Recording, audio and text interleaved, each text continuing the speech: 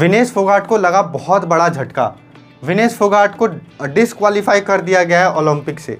क्या रीज़न है एंड ऐसा क्या हुआ कि उनका वज़न इतना बढ़ गया एकदम से जिसके वजह से उनको डिसक्वालीफाई कर दिया गया? क्या होते हैं नियम?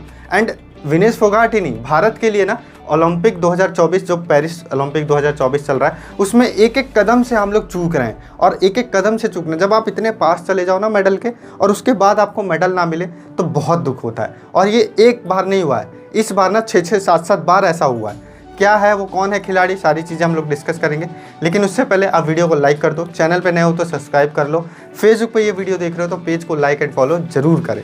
देखो दोस्तों, आप सभी को पता है कि कितना इमोशनल वो मोमेंट था जब विनेश फोगाट ने जो है वर्ल्ड चैम्पियन, जो अनबीटन 82 टाइम्स अनबीटन खिलाड़ी को, जापान की खिलाड़ी को, उनको बीट किया और फाइनल में प्रवेश किया था। लेकिन उसके बाद किस्मत ने ऐसा पलटी मारा कि विनेश फोगाट के साथ साथ पूरा देश रोया।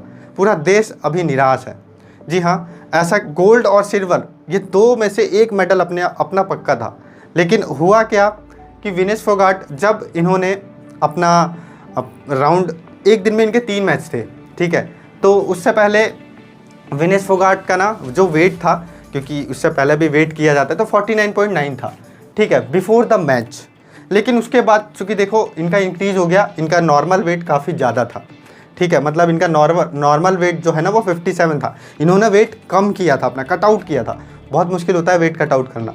उसके बाद जब ये मैच खेल के, चूँकि वहाँ पर 3 मैच था, तो देखो वहाँ पे वाटर इनटेक चाहिए ही होता है, नहीं तो फिर आप कैसे लड़ पाओगे, एनर्जी कहाँ से आएगी। तो उसके वजह से थोड़ा सा इनका वेट बढ़ गया आफ्टर द मैच, ठीक है, 52.7। उसके बाद इन्होंने रात भर no food no water throughout the night, ठीक है, कंटिन्यू वर्कआउट किया पूरी नाइट, ब्लड भी अपनी बॉडी से निकलवाया, इवन तो हेयर भी कट करवाया।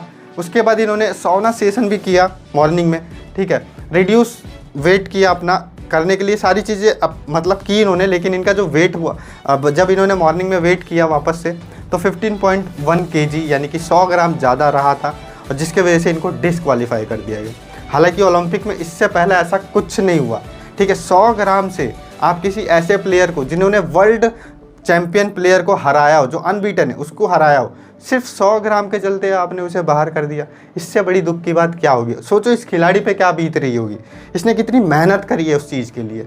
इवन आप अगर थोड़ा सा पहले इनको फॉलो कर रहे होगे तो आपको पता होगा इनके साथ देश में भी क्या हुआ है। उससे पहले ये देश के सिस्टम से लड़ी, फिर अपना वेट कट आउट किया, क्योंकि इनका नॉर्मल वेट, जो कैजुअल वेट, वो 57 हुआ करता है, लेकिन इन्हें 50 किलोग्राम की कैटेगरी में खेलना था, क्योंकि 53 कैटेगरी वाले में इनका सिलेक्शन नहीं हुआ, किसी और के सिलेक्शन के होने की वजह से अंतिम पंघाल का सिलेक्शन हो गया था, तो इस वजह से इनको 50 किलोग्राम वाले में खेलना था और इन्होंने अपना वेट कट आउट किया। तो पहले ये देश के सिस्टम से लड़ी, फिर अपने वेट से लड़ी, उसके बाद फिर ओलंपिक में जाके वर्ल्ड चैंपियन से लड़ी, उसको हराया। इतना सब कुछ होने के बाद सिर्फ 100 ग्राम से अगर आप पीछे रह जाओ ना गोल्ड मेडल लाने से, तो आप समझ सकते हो कितना बड़ा वो आपको हार्ट ब्रेक देगा। और ये चीज़ होने के बाद इनके जो डॉक्टर हैं, विनेश फोगाट के डॉक्टर, उनका भी जो है स्टेटमेंट आया और उन्होंने यही कहा था कि इनके 3-3 मैच थे और हम उस समय अगर वाटर इनटेक इनको नहीं देते तो ये शायद लड़ भी नहीं पाती, क्योंकि एनर्जी तो चाहिए। और उसके बाद इनका नॉर्मल वेट चूँकि थोड़ा ज़्यादा रहता था, नॉर्मल वेट से ये काफ़ी कट आउट कर चुकी थी ऑलरेडी, तो इनका 52.7 वेट हो गया था। लेकिन डिहाइड्रेशन ना हो इसके वजह से हमें इनको वाटर इनटेक देना पड़ा था। लेकिन उसके बाद इन्होंने रात भर ना कोई फूड ना कोई वाटर इनटेक किया, लगातार इन्होंने अपना जो एक्सरसाइज किया, लेकिन उसके बाद भी ये लोग जो है सक्सेस नहीं हो पाए 50 किलोग्राम वेट मेंटेन करने के लिए, एंड 100 ग्राम एक्स्ट्रा होने की वजह से इनको डिसक्वालीफाई कर दिया गया ओलंपिक से, ठीक है। इसके अलावा देखो इनके जो अंकल हैं महावीर फोगाट, ठीक है, उन्होंने कहा कि मैं पूरे देश से ये कहूँगा कि आप निराश मत हो, हम लोग आगे जो है इनके मेडल लाने की उम्मीद, अभी हम लोग ने हौसला तोड़ा नहीं है, लेकिन हौसला टूट चुका है विनेश फोगाट का, और इन्होंने अपना रिटायरमेंट अनाउंस कर दिया है कि जो अब ये हैं, अब ये कुश्ती नहीं लड़ेंगी, और इन्होंने पूरे देश से माफ़ी मांगी है। हालांकि अगर आप इस लेवल तक का डेडिकेशन अगर किसी में देख रहे हो तो ऑलरेडी चैम्पियन बन चुकी है, उसको ज़्यादा डिग्रेड करने की ज़रूरत नहीं है। काफ़ी लोग इनकी टांग खिंचाई कर रहे हैं कि अपनी 100 ग्राम जो है वो मेंटेन नहीं कर पाई। भाई यहाँ तक ये पहुँची, घर बैठ के बोलना बहुत आसान होता है, ओलंपिक जैसे प्लेटफॉर्म पे जाके और वर्ल्ड चैम्पियन को हराना, जो कि अनबीटन है, चैम्पियन है, कोई नहीं हरा सका, उन्हें हराना इतना आसान नहीं है। और अपना वेट नॉर्मल वेट से कम 7 किलो कम करके उस कैटेगरी में लड़ना उतना आसान नहीं है। 4 महीने पहले आप देश से लड़ी, फिर उसके बाद जो है आप ओलंपिक में जाके वर्ल्ड चैंपियन से लड़ी एंड आपने अच्छा परफॉर्मेंस किया। हमारे लिए आप ऑलरेडी चैंपियन है, बट वो चीज़ है कि वो चीज़ जो आपको खल रहा है, गोल्ड आप लेके आना चाहती थी, वो चीज़ सबको खल रहा है, बट जो आपका डेडिकेशन है उससे बहुत लोग को इंस्पिरेशन मिलेगा एंड वो लोग भी जाके ओलंपिक में कहीं ना कहीं आज नहीं तो कल, अगले साल, और अगले साल नहीं मतलब अगले ओलंपिक में या फिर आने वाले टाइम में वो ज़रूर भारतीय झंडा गाड़ेंगे। ये चीज़ बहुत ज़रूरी था कि लोगों की नज़र में चीज़ आए, क्योंकि काफ़ी लोगों को तो पता ही नहीं ओलंपिक होता क्या है।